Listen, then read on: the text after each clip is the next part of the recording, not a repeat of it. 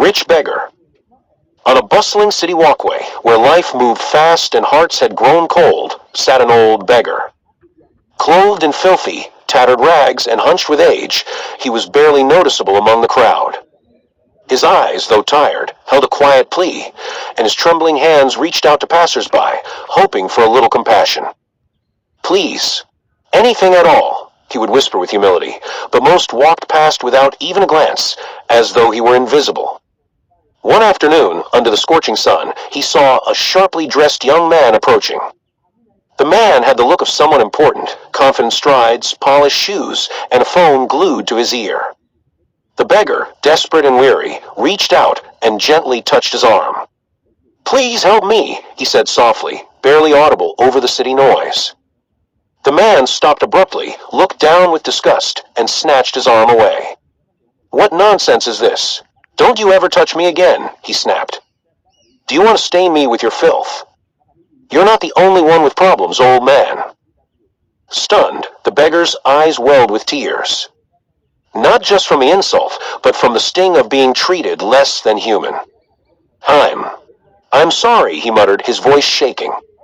The man hissed dismissively and stormed off, disappearing into the crowd.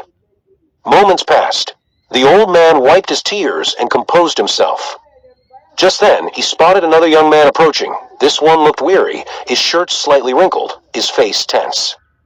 As the man walked by, the beggar once again reached out, this time with even more caution. "Please, help me," he whispered, his voice a fragile thread. The young man stopped and looked at him. His expression slowly softened as he took in sight the bent frame, sunburnt skin, and eyes filled with pain. For a moment, they just looked at each other, wordless. "Sir," the young man began, his voice low and heavy, I truly wish I could help. But I can't, not today." The beggar said nothing, just listened. "My wife is in the hospital right now," he continued, tears threatening to fall. "She needs urgent surgery, but the hospital won't start unless I make a deposit, and 100,000. I don't have it. I'm actually heading to the bank now, praying they'll approve a loan. I'm sorry." He turned to leave, clearly weighed down by his own burden. "Wait," the beggar said gently. "Come." The young man turned back, confused. The old beggar reached into the layers of his ragged clothes and pulled out a small, worn envelope. He stretched it toward the young man. "Take this," he said. "Go home. And don't open it until you're inside. Please." The man hesitated. What could a beggar possibly give him? Was it a joke? But something in the old man's eyes made him accept the envelope. "Thank you," he said quietly, still unsure. He made his way home, his thoughts swirling. When he arrived, curiosity got the better of him. He opened the envelope. His eyes widened.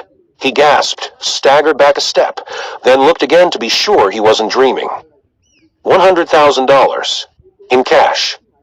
Tears streamed down his face. "But how?" he whispered. Without wasting a moment, he raced back to the street where he'd met the old man.